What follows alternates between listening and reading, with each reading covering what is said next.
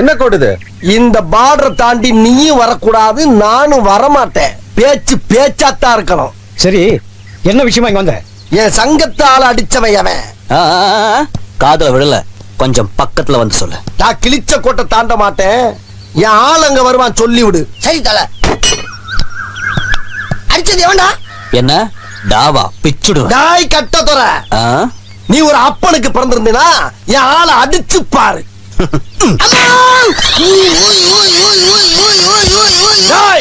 நான் ஒத்துக்கிறேன், உன் தாய் பத்துனிங்கிறத ஒத்துக்கிறேன். நெக்ஸ்ட் மீட் பண்றேன்.